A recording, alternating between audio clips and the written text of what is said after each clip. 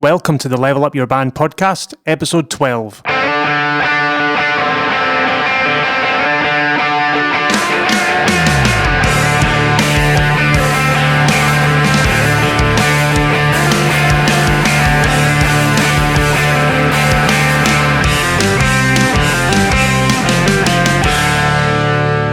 Hello and welcome back to the Level Up Your Band podcast. My name's Gavin Patterson and I have Julian Pommel with me. Sorry. I'm sorry. That couldn't have been better timed. Well done. Yeah, I'm Well sorry. done, you ruined that. I did ruin that. He has a nasty cough. I don't know if it's coronavirus or not. It's probably not. I had a really bad cold, and then I did the sensible thing and stayed at home. Or I'm still staying at home technically. Well, you're not at home right now. I'm not at home right now, but I'm self-isolating, socially distancing myself from people. So no changes from normal then? Yeah. Just more of the same. Yeah. But yeah, I've just got the dregs. It's just this cough that won't let me sleep. I was up at 4 this morning. I just basically went downstairs, made myself a cup of coffee and played Red Dead Redemption for like a solid 3 hours. I don't even remember what I did. Just cutting about. Just hunting or something. Horsing around. Yeah. Anyway, this is not the Red Dead Redemption podcast. No. Today we're going to talk about mindset. Yeah. Basically the mindset that you should have if you want to do well.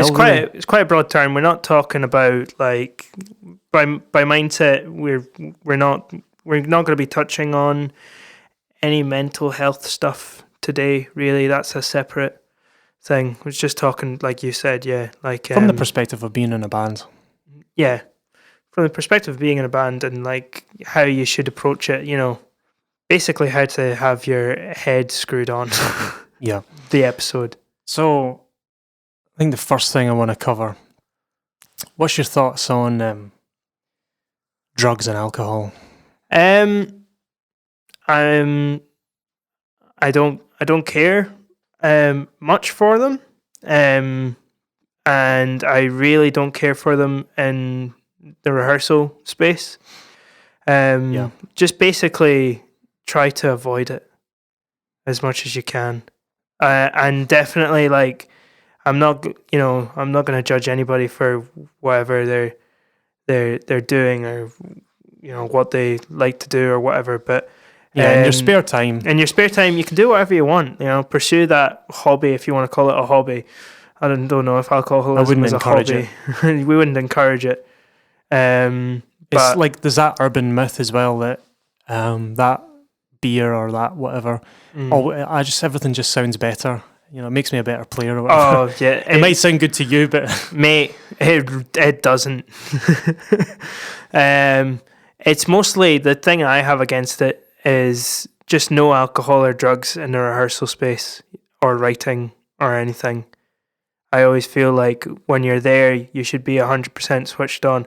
I'm a little different. I know my limits and I know how I handle alcohol and things like that. So I might, depending on who I'm playing and if the people I know are cool with it, I might have a pint to a half pint just before I play, maybe. Yeah. Or like a wee gin and tonic or something. I would Dutch even extend, courage, but I wouldn't. I don't encourage that. You don't need to. I would extend this to energy drinks as well. That's a popular one. I see it all the time. All right, okay, I didn't know folk that. Drinking loads and loads of cans of Red Bull and Monster, and I'd argue it's even worse for you than drinking alcohol. I don't know.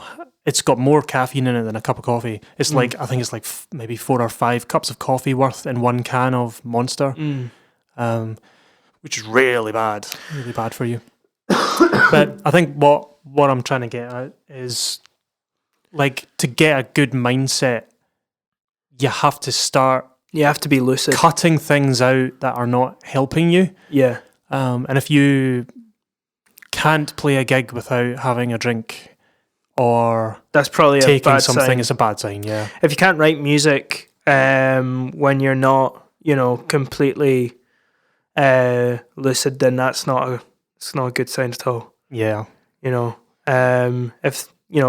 if that is the case, seek help. But we mean that seriously. But yeah, just watch it. Yeah, just try and see from your band's point of view as well. Yeah, You coming in, please do. You're not. yeah, doing whatever you have done. Yeah. It's not fun for the other people.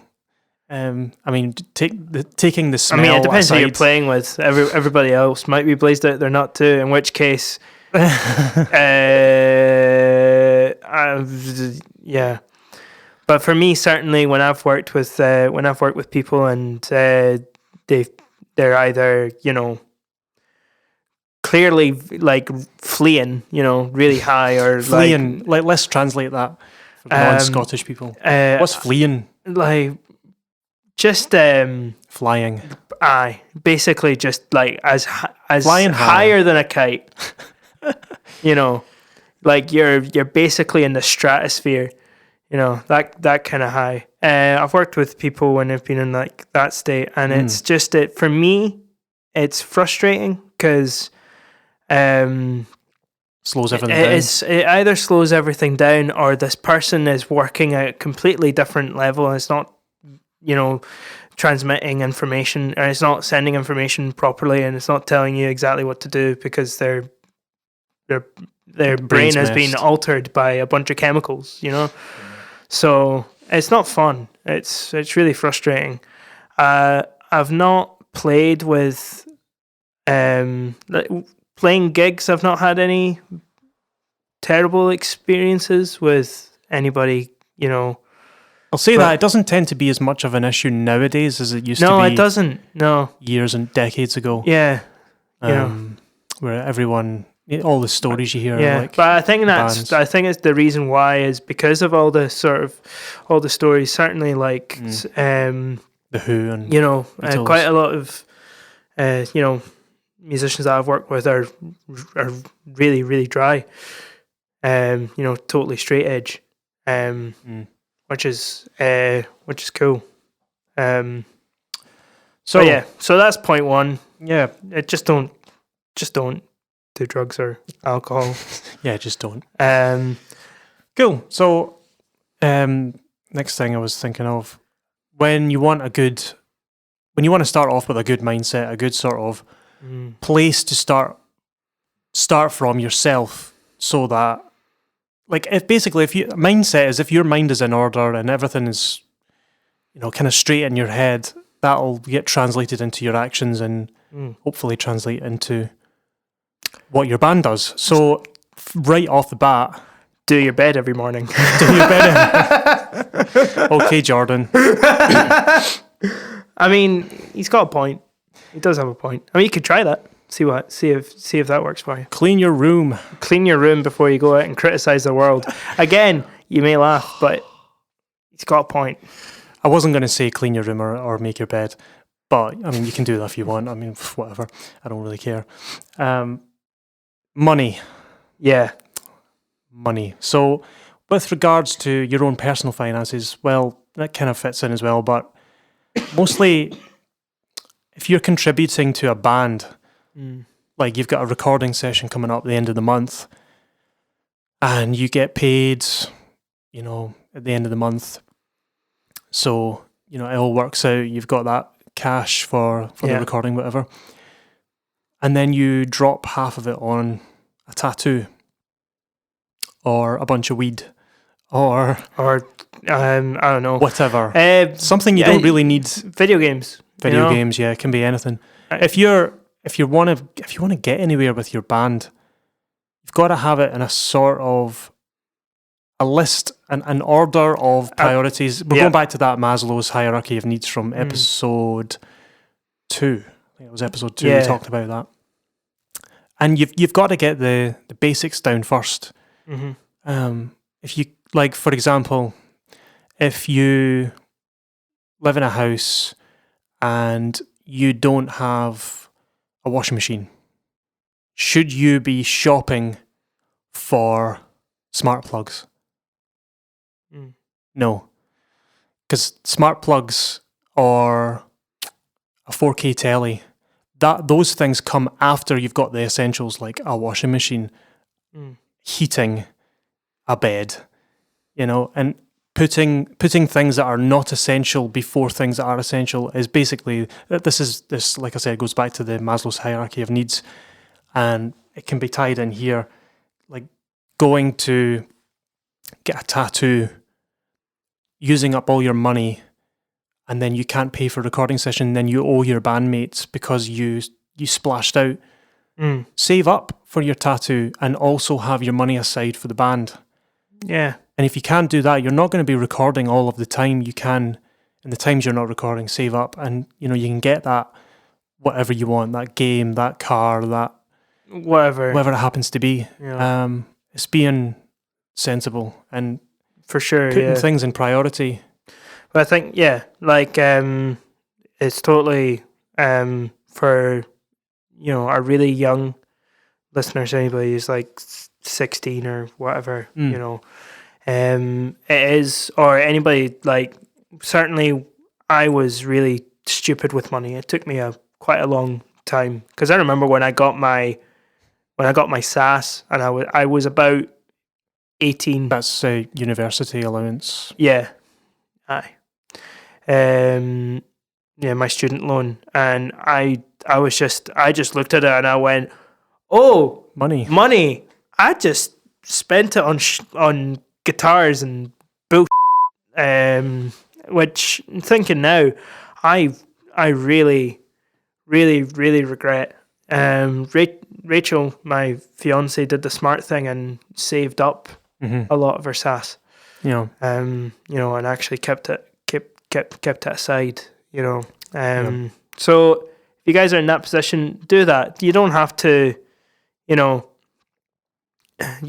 be going out every single night and getting absolutely hammered, when you're in college or whatever. It's not even like forking out for something really expensive. It's like going out for dinner one night, or it's just a couple of drinks. It all adds up. If you add it all up, you end up, it's hundreds and hundreds and hundreds of pounds. Yeah. And then, I haven't bought new bass strings in 6 months. Yeah. I can't afford them. So if you've not done this, or if you'd like to visualize it, really apply that sort of like homework for you guys. Look at that Maslow's hierarchy of needs and stuff, and apply it to your things that you would need to buy. What comes first? So as a bass player, bass strings, and then I don't know, picks, and then leaving money aside for the occasional setup. Yeah, leads every once and in a amps while. and stuff. Leads, amps, things like that. Other bass guitars, if I need to get another bass guitar, I'm sorted for now, but you never know when a job might need a certain sound or something, or you might need to rent an instrument for a while. Yep. So do that, and then you'll actually find, all my money should really be going to this stuff. And then by the time you get to having fun, it's quite low at the bottom. Yeah. There's not saying that you shouldn't have fun, just saying that you should have fun responsibly and sensibly. Yeah, how irresistible is a Steam sale? Oh, every time that Steam sale comes around, or and there'll be something PS ridiculous store. Like, get like 50 games for £100 or something. It's like, okay, tempting, and then you only play 2 of them. Yeah. Yep. I get it every month with plugins for the studio, audio plugins, and if I don't need it, I've got 4 other plugins that do roughly the same thing. I'll just go with that one. I'll I'll not bother unless there's some Yeah. sound, some unique thing that I'm like, I really could do with this sound. There's a couple Yeah. of mixes where I'm like, that would really work on. Wait for it to go on sale and then get it. But Yeah. I think that goes back to the gear chat as well that we did. Exactly, like, if your bass guitar already does what you need to do pretty well, do you really need to get another one? the cool thing about the sort of Maslow's hierarchy of needs, you can export that structure to pretty much anything. So you were saying like as a bass player, but you're also a human being, so you need to put rent and car and food and then bass. Yeah, that's true. That's true, actually. Not tattoo then bass. Well, it depends. If you're putting those kind of things before your band, you should maybe question why you're doing it, why you're in a band, why you're trying to create something. I don't know, for me, being in a band and recording and all that stuff, it's a bit narcissistic, but I want something to outlive me. When I go, there's something left that I made a mark on the world kind of thing. I know it's quite cheesy. Well, I think everybody wants to do that. It's quite cheesy, but it would be quite nice to know that my music that I recorded, even not even like my own projects, but things I recorded in my own studio, are still being played after I'm gone, and it's like that's really cool to me. That means more to me than getting a tattoo or getting a cool new drum kit or snare drum or something. That comes second to. It's just really important to me. Yeah, totally. And it's disappointing as well, because it's happened to me loads of times. It's probably happened to you as well, where you're in a band and you've prioritized that band in your life quite high. It's really important to you, and there's someone else in that band who doesn't have it as high on their list. So, for example, keeping dates free for your diary, like say you keep yourself freed up for certain things, so that if something comes up with the band, you can just place it in your free diary. So you're turning down other things for that, but there's another person in the band who's not doing that, and it can be a little bit disheartening when someone you're jamming with every week doesn't hold this project, and they don't hold it as high as an importance as you do. Yeah. And it's all about it's all about that. Where do you place these things? How do you think about your music and what you're trying to do? Yeah. That really fits in with the mindset, because you need to you need to be doing it for the right reasons. Yeah. Why are you making music? Why are you in a band? Is it you're trying to create something, you're trying to leave something behind, or is it purely enjoyment? I mean, I get enjoyment out of it as well as I think everybody does. I can't think of a lot of musicians that go to their band rehearsals like, oh, here we go, 9 to 5, and treat it like an office job or something. No. Like everybody. It's just the difference between one, like musician A and musician B. Like musician A wants it to be profitable and wants to leave a mark. Maybe musician B wants to leave a kind of mark too, but isn't really taking it.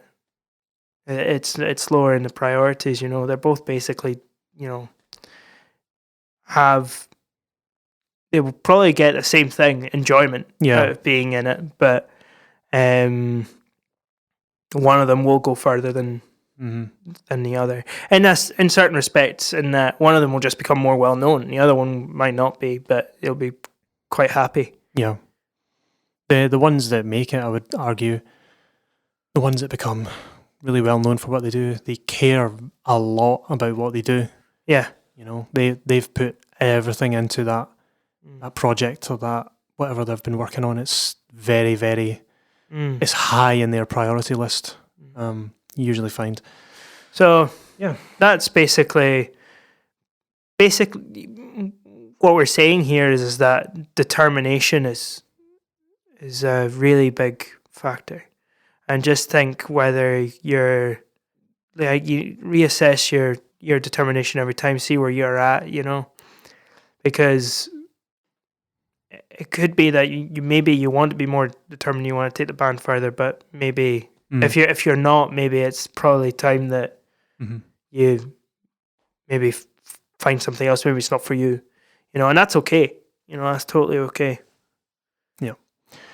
Cool. One last thing to do with money. How many projects have you been a part of that you had to pay for recording / rehearsal / whatever out of your own pocket?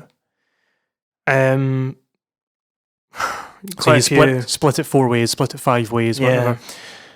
I would say in the first few times that's fine because the band doesn't have any money. But at the end of a gig, when you've taken the ticket money, the money should be going into a band pot, whether it's a bank or literally just a percentage, like or a percentage, whatever it happens to be. Make it so that you never have to put your hand in your pocket, or as little as you can.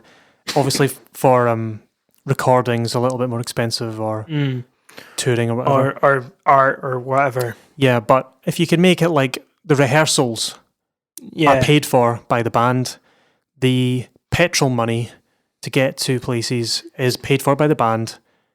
Even pre-show dinner, paid for by the band. And setting money aside, just allocating 25% or 10% or however you want to cut it of every gig goes into a pot. And maybe the members take a little cut of each gig just for your time and stuff. But I just think, like, if you're trying to save up for a tour or artwork or whatever, like more CDs, like buying CDs. CDs cost money, and merch. It's good to have that bit of money in the bank, so that if you do have to put your hand in your pocket, you're not putting your hand in your pocket for 500 quid. It's maybe 100, or 20, because it's subsidised by what's in the band pot. That's just a little thought. Yeah, no, totally agree. You kind of basically got it spot on there. Yeah. Cool. So another aspect of the whole mindset topic, something that's really, really prevalent nowadays. You see it everywhere, and that's victim mentality. Yes. Blaming other people for things that were probably your fault. I think that's just a sort of byproduct of the kind of narcissistic culture we live in nowadays. With social media and all that. Okay, boomer, shut up. So, got a couple of examples that I've heard. I've literally heard this. All right. So, this is one from older people, because you get a lot of victim mentality from all generations. I mean, people like to blame like the millennials and the Gen Zs. Everything it's everyone else's fault. It's nothing to do with me. Like it's just the stereotypical. It used to be better back in my day, right? Yeah. So I've got an example of probably a boomer or a Gen X comment that I've heard a few times. Hit me. It was way easier back in my day. When people used to buy CDs, all this streaming is just stealing from bands, and it's the reason why bands don't do well now. Okay. I've heard that a few times. So, okay, this is what I would say to that. I don't know what you'd say. My opinion is technology is always changing, has always changed. Yeah. If you can't adapt to the world changing, you'll just be forgotten. You'll become irrelevant. Yeah. It's like the blacksmith lost out to the car garage when the horse was stabled and then the car came out. Yeah. He was out of a job because he was used to make horseshoes. Now he has to learn how to fit tires. That's my point. Or the bow and arrow maker lost out to the gunsmiths. Yeah. HMV lost out to Spotify. It's just how it is. You've just got to keep moving with the times. And not blame anyone else. Just you need to get yourself up and move on. Totally. And it goes the same. It's always been like that in music. Like the guys who made vinyl, lost out to the guys Made making CD. CDs and then MP3s to CDs, and now hardly anybody buys stuff digitally anymore. But vinyl's making a comeback. Yeah. Has been for a wee while. It's a merch thing. It is more of a merch thing rather than like people are actually actively listening to vinyl. Although maybe they are. You wouldn't nowadays. You wouldn't count CDs sold or vinyl sold as selling your music. Yeah, it's streams. It's streams. And it might be annoying or unfair, in the fact that a stream gets you like something stupid like 0.000000023 pence. Mm-hmm. I think we can all agree that kind of sucks. But it's there's people putting there's nothing to say that you can put pressure on companies like that to change it, and people are trying to do that. But yeah, good luck to you. Yeah, good luck. It really annoys me though. Really bothers me when I see that though. Of people constantly moaning. They're taking my money. This is my blah blah blah. This is used to be like this. It's like it's not about. I think it's the problem is when it used to be like it doesn't matter. This is what it is now, and if you want it to get better, then roll with it. Try to make it better. And challenge that. But you kind of for me it's like a subtle. The way I see it. It's almost like this sort of subtle dance of like, okay, you're taking me this way, cool, that's fine, but let's try and twist it. People say it's objectively worse now with streaming. I would totally and utterly disagree with that. Now you can access any style, any artist you want from your pocket. You couldn't do that before. The customer who is absorbing this music is better served now than they have ever been before. You cannot deny that. You can't deny that the listener has benefited so much out of this. Now, you could say that in terms of music listened, the performer, the artist, is suffering. Yeah. But what has ended up happening is the music industry has shifted and changed to adapt to this new system. Mm-hmm. When downloads came out, see now downloads are gone. Yeah, like downloads, iTunes came out. People were buying music online and downloading it. A lot of big, massive, huge studios all went out of business because they were charging like £1 million to do an album. Like the new Paramore album's coming out, and it cost like nearly $1 million to make an album. It's ridiculous. Yeah, so much money. So what's happening now is small independent studios are cropping up because they're more affordable. Technology has increased. They don't need £500,000 worth of gear. Yeah, Billie Eilish is an example. Spent like less than $1,000 and made a hit album with it. It's becoming less and less about the gear and the funding, and it's more about the creative song. Like in that sense, it is a positive. But I think that what the takeaway from it is that don't you need to kind of go along with it. Should you just go along with it completely? That's up to you. Depends. Some things you can fight back on. Yeah, a lot of things you can fight back on, and if you can, do it. Mm-hmm. From what I can see, Spotify is not going anywhere. No, it's too it's too good.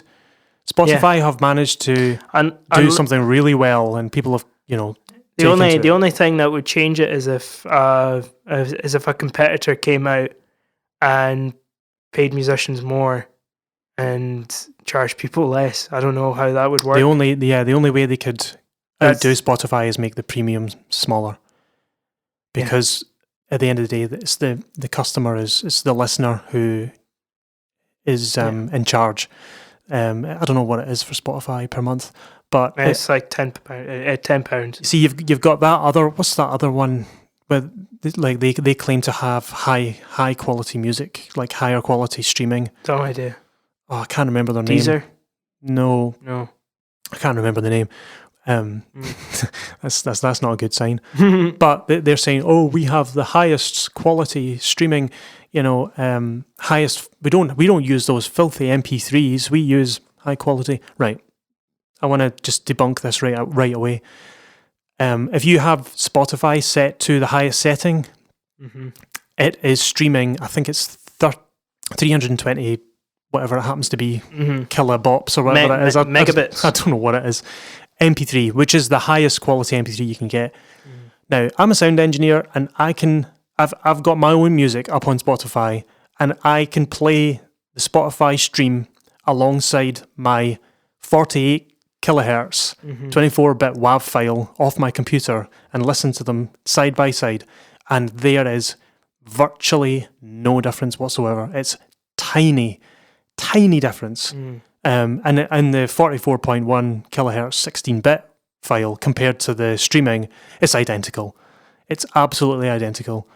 Anyone who says they can hear all the lack of quality, it's probably because you've got the setting on your phone set low, because it takes more of your data. Yeah. But it's just it becomes either a little that bit or snobbish. they're lying. Yeah. I think the service they provide, Spotify have managed to give the most value to their customer by charging this monthly thing. It's become the trend now, is this monthly subscription service, based thing. Disney are doing it now. Yeah. Netflix and all this. It's like pay monthly and you'll get all this. Everybody. Yeah. It's the way people are going, and music's like that. Film has now gone like that. It could be the next thing. It could be like recording. Pay this monthly and you get unlimited access to a studio or something. Like they did that thing with pirate rehearsal studios where it's unmanned. Yeah. And you just turn up and I've been to it. Yeah, I've not actually been. It's a spooky experience. If it's serving the customer well, it is, and you're getting good value, I don't see a problem in it because they've managed to find a niche in the market. Yeah. And that's kind of cool. Whether it hurts other people or hinders other people, it's up to the industry and up to the people running these businesses to try and change and adapt. Yeah. And it's all about mindset at the end of the day. Yeah, that's true. So the next one I wanted to talk about, which is a funny one, I think we've all been there. Yep. All through my playing life, I've always suffered from this. I think everybody has. This is something someone in this mindset would say. No one will book us because we aren't in the in crowd and we aren't popular enough. Okay. So we've got, the way I see it is we've got three possibilities. So these big elite groups, whether it's like a festival or an agency or a particular scene or a scene, something. A rock scene or pop scene or whatever. So these, this is number one possible thing. Big elite groups don't want you in their club because your music sucks. Could be. Number two, big elite groups don't want you in their club because your music is really great and you dare to push the boundaries in your genre and try something different and make everyone else look bad in that scene. That's another possibility. I'm not saying that's what it is, but it's a possibility. Number three, big elite groups don't want you in their club because they haven't heard of you yet and their so-called distaste for you is a figment of your imagination. It's almost always that one. Yeah, 90% of the time it's going to be the last one. Yeah. Any more? I mean, I know that's kind of it. I'm trying to think about the likelihood of the middle one. It's very low. Yeah. But it could very well be. You would need to prove that. You'd really need to prove that, and you'd really need to, put it alongside. And what was the first one again? You think your music sucks? That's probably, or your music sucks. Yeah, it's hard to tell. It's hard to tell. So is a festival not booking you because they heard your music and they thought it was terrible, or they heard your music and it's just too it's too different from everything else, and you don't match it. Which, in that case, I would say is a good thing because you're not going to want to play at mold. that. Yeah, you're not going to want to play at that festival anyway. You know, because the thing is that these festival organizers will have an idea of the kind of people that will come, and they'll be able to sort of gauge whether they can take a risk or not. You know, because the last thing they want to do is you know, I don't know. Like, let's go with Butte Fest, for example. Let's say Butte Fest booked like a some kind of like obscure like doom like noise shoegaze band, something absolutely insane. Well, first of all, I don't even think that would happen, because the thing about Butte Fest is that it is very much a family orientated festival. Yeah, festival. You know, there's going to be all sorts of people there, and there's probably going to be like, you know, one like angsty 14-year-old who thinks your music's deep, listening to it, and that's about it. That's not going to look good for them. So what you're saying is the other possibility is the big elite group that you're trying to appeal to is not the right one that you should be appealing to. You should be finding another group to get in part of. Yeah, you might be in the wrong genre, or you're trying to. It's like say you're sort of an indie.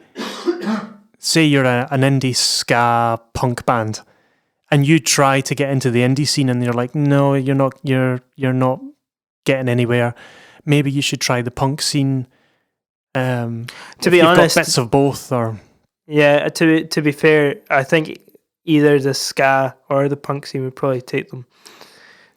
It's when we say scene, we mean there are certain promoters, there's certain venues that play this music, bands, just getting in, becoming a household name within that style. So you associate those bands together, and they play certain festivals, and it's up to, like, we can't tell you like where these places are because there's that many. It's up to you to find, do some research and find where there are bands like you playing, and get in there and like shake some hands and make some phone calls and do some emails and, you know, network. I've got another one. How about you just don't worry about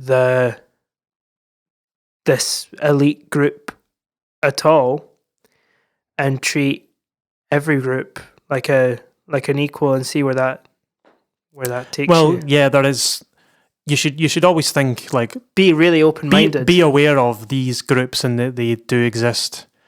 But you shouldn't be trying to appeal to an elite group that run a scene or a promotions or whatever.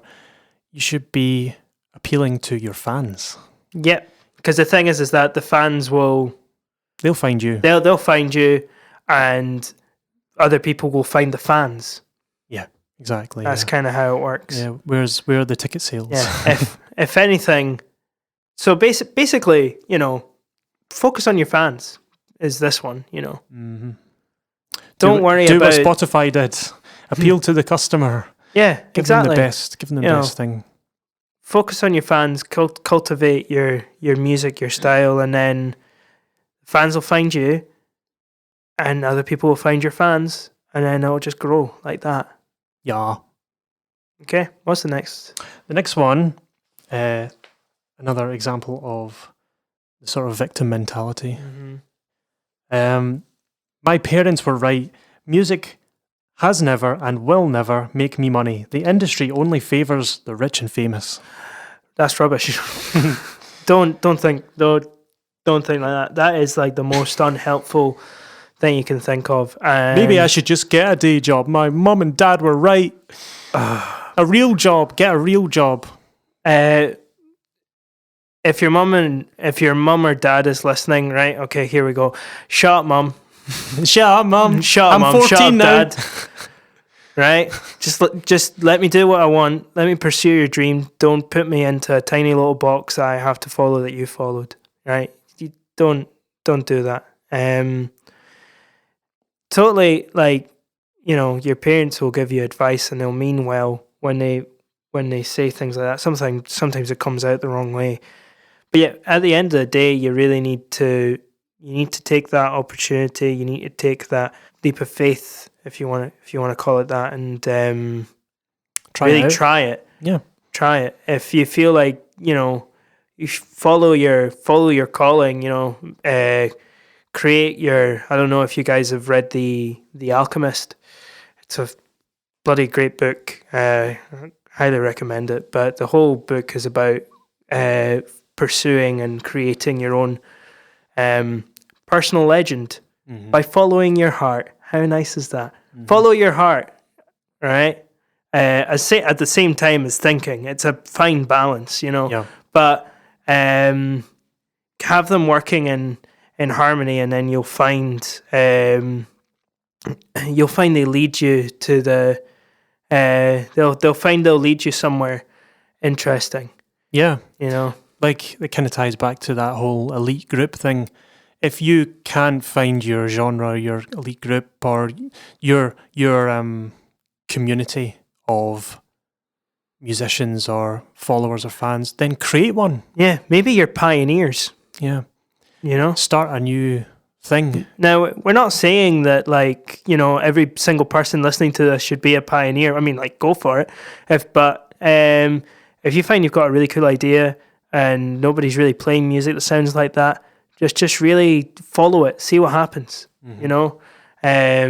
Especially if you're really young, or whatever age, just really pursue it, and see where it goes, And if it goes nowhere, then oh well, at least you tried. And then if it goes somewhere, whoa, that's exciting, So either way, it's worth trying.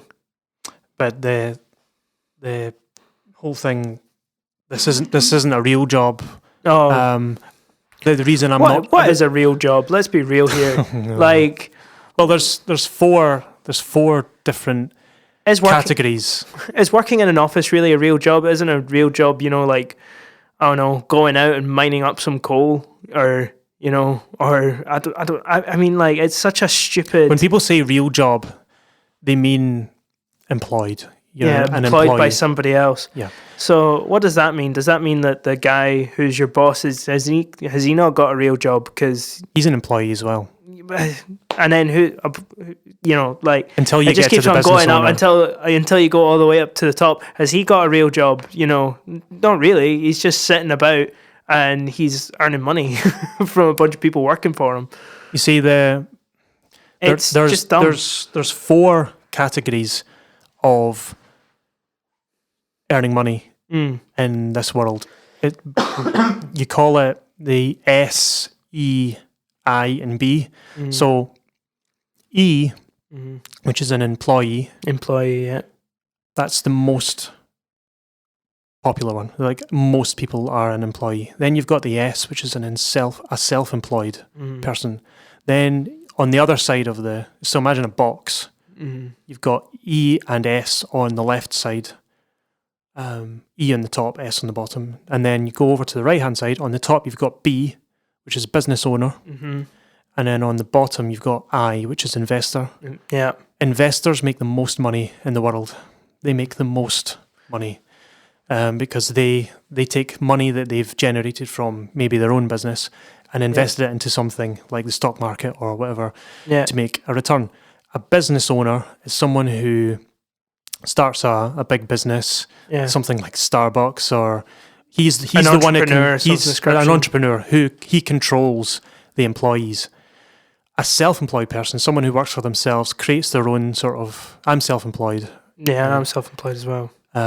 So you can control your own hours, your own rates, but you miss out on things that an employee would get, like pension and things like that, which means there is more incentive to save money as a self-employed person because you've got no financial assistance that you would have as an employee, and you have multiple sources of income. So, but an employee, the whole system is rigged.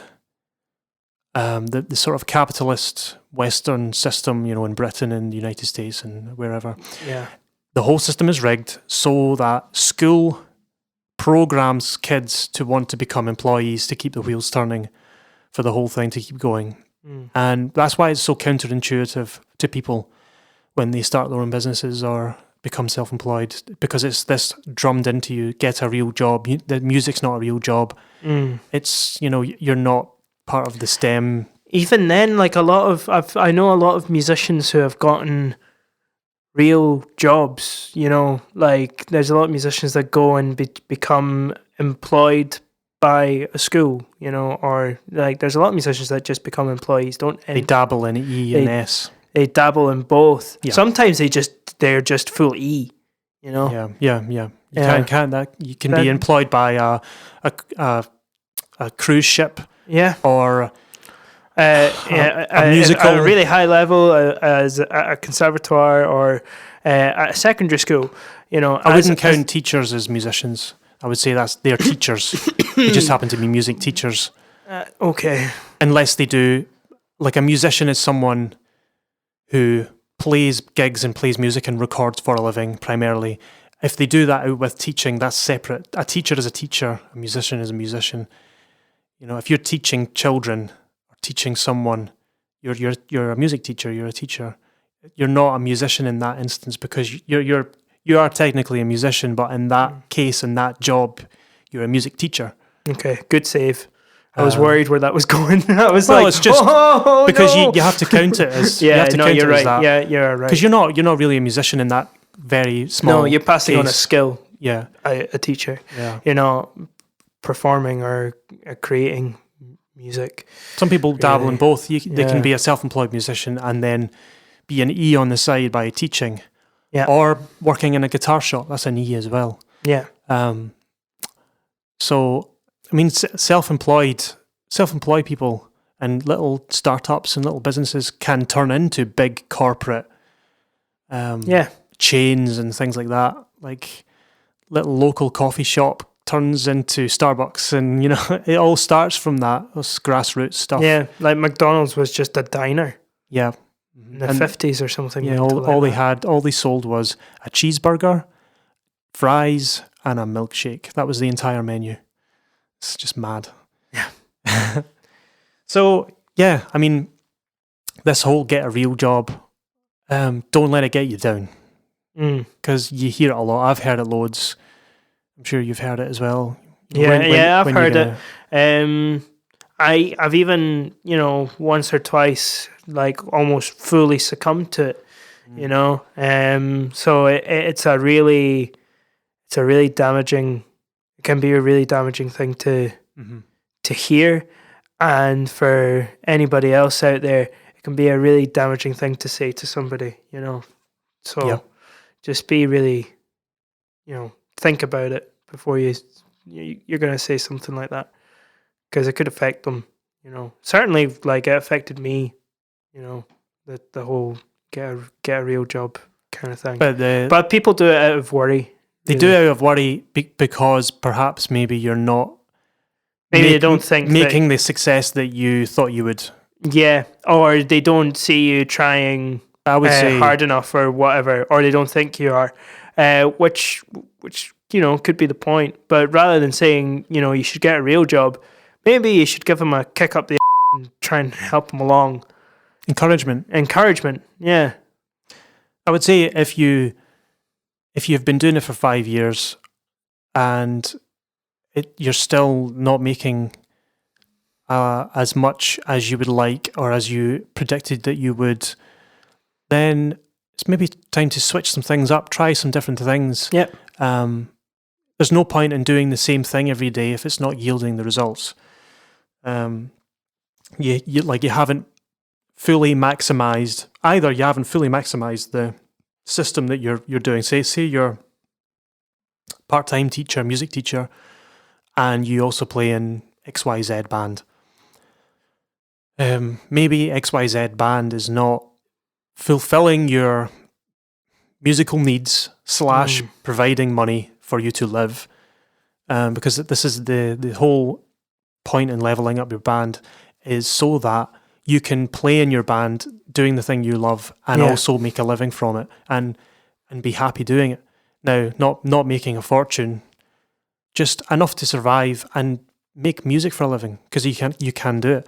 This goes back to the entire point of this podcast.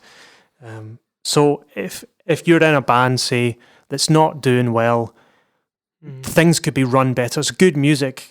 You've just not fully maximized the effectiveness of that band. So things like the band, the team, you think of it as a business. You're like business partners, like a team. Like, you know, X member is really good at emailing.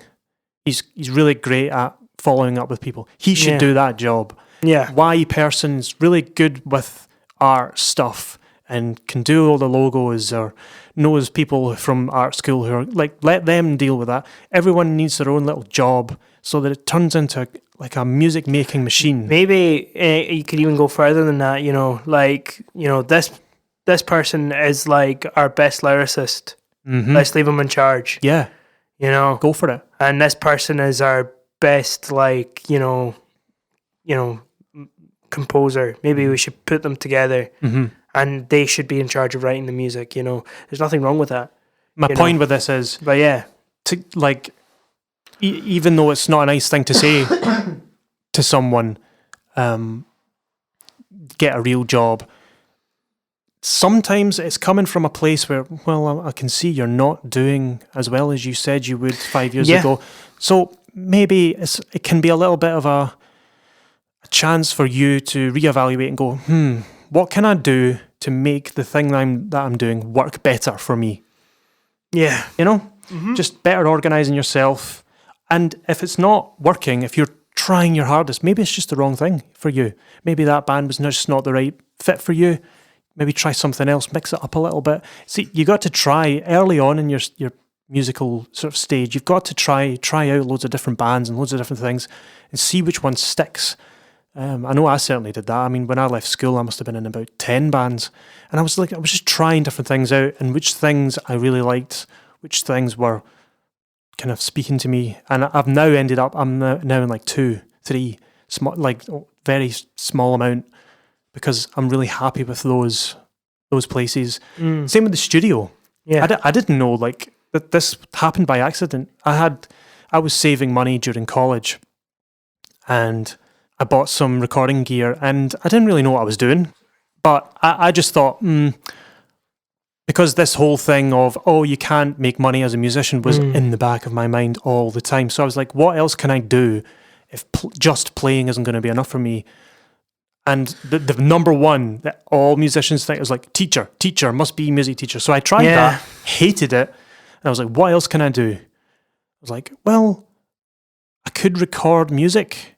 That's still music, and it's the closest thing I can get to regular pay, and I can still do my performing in the weekends. I'm like, is this possible? So I tried that. I tried the teaching, I tried that. Just keep trying things, and eventually you'll find something that you really, really love. I really, really love recording now. I never knew I was going to do this. I've never wanted to do it. Yeah, for sure. I was just trying it. And it just happened to be really good fit for me. It can apply to anything, you know, like maybe you're like... building guitars. Building guitars, or repairing guitars, or repairing amps, or making electronics, custom pedal boards, like whatever, you know. It's still in the music genre of jobs, but it's just a different angle. You know, just experiment. If you're arty, do that, you know. Make art for other people. Yeah. Including your own band. So, I think the last point I was want to talk about, getting away from the whole victim mentality and how to just have a better view of music as a whole. To try and maximize your effectiveness, because that's all part of mindset as well. Is if your band's not doing well, your mindset's going to be pretty low. If you're not getting gigs and you're not, whether it's a covers band or an originals band, you're being forced to think about getting a part-time job, and your part-time job ends up getting in the way of your band, blah blah blah. So, I think you've heard about the 80-20 principle. So it's a cool phenomenon that was discovered, I think, in the 1800s. This thing called the 80-20 principle. It's a business term which can apply to pretty much anything. So for any given action or thing you do, it tends to be there's this 80-20% relationship where 20% of the effort you put in yields 80% of the results. For example, if I'm doing, say I run a studio and I get emails from potential customers all the time, they see my website or whatever and they send me a quote request for a recording, I would say of the out of all the emails I get, and I reply to all of them, I would say 20% of the emails I send back turn into 80% of the customers. So that means 80% of the people I email back never even come back to me. They never turn into a booking. So what ends up happening is I'm spending an awful lot of time emailing back people that will never book or have a 20% chance of booking. And the other way around is like there's some that you just email back and you get a booking immediately. Or you can put this analogy into likes of a car engine. A car engine produces power, and as it turns out, 20% of the power generated at the engine, only 20% of that power gets translated to the wheels. 80% gets lost, which means 80% of that energy the engine is producing only turns into 20% of the results. So the whole point in this principle is to find out what that 20% is for you. Say in a rehearsal situation, I would say, and you may agree, when in the entire rehearsal time, 20% of that time will yield 80% of the results. So there'll be a little sliver of time in that 3-hour slot, which is really super productive, and the rest of the time is just wasting time wasted. So if you can figure out what actions are producing the best results, focus on them, and if you spend an awful lot of time on something that is not yielding much results, ditch it. Yeah. Or get someone else better than you to do it for you. Like artwork. Yeah. If you're doing your own artwork and you're not that way inclined, you could spend 2 days designing this artwork and then it ends up being really, really bad, and you've spent all this time on it when you could have just given that to someone who knows what they're doing. Yeah. And it's a mindset of how to do anything, really. Yeah, same. Figure out what pushes the needle, you know? Yeah. And I think this applies to, like, you know, if you're working more as like a session musician as well. If you're involved with a project and you put in a lot of time and you're not getting a lot out of it, same again, just probably for the best to just leave it, you know. 80-20 it. 80-20 it. 80-20 everything. Yeah, everything in your life. It literally can apply to everything. You know, the way you do chores, like it's fantastic. It's fascinating. Yeah. Yeah. You know. It's like, for example, if there's something, washing your car, for example. Yeah. Now, how could you make that more effective? So when you wash your car with a power washer, that probably takes not very much time. No. Less time than waxing it. So the 100% of the time it takes to wash and polish your car, the one that does the most results is the power washer, and it takes 20% of the time. The rest of the time, the polish, the final bit in the end, is just adding that little bit extra on top, but it takes 80% of the time to do it. That's an example of something that it's this relationship between doing a small amount of work to yield good results, finding out what that real effective thing is. Yeah. Whether it's an email, whether it's a songwriting, like from a perspective of a songwriter like yourself, would you say that 20% of the stuff you write is really good stuff and 80% is garbage? Probably. Because it's not, I bet you it's not 50-50. No, it's not. It's certainly not 100. It's gonna be. It's usually gonna be the case. So eventually, like the more you do it, you will end up getting like practically almost every song that you write is going to be at 20%, pretty good, and then only a little bit is going to be. The percentages don't really matter. The whole point is just a mindset. It doesn't necessarily have to be 80-20, but it tends to be. There's a phenomenon that it always happens to be 80-20.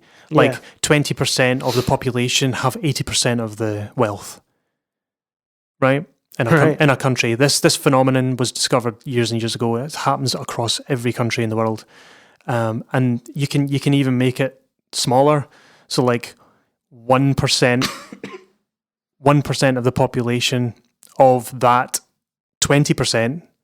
So take the 20% of the entire population that own 80% of the wealth. If you take the 1% of that 20%, that 1% owns 99% of the wealth of that original 20%. I know that's a lot of percentages, but it's a mentality to think about what are the small actions that yield good results. What are those things, and try and do them more.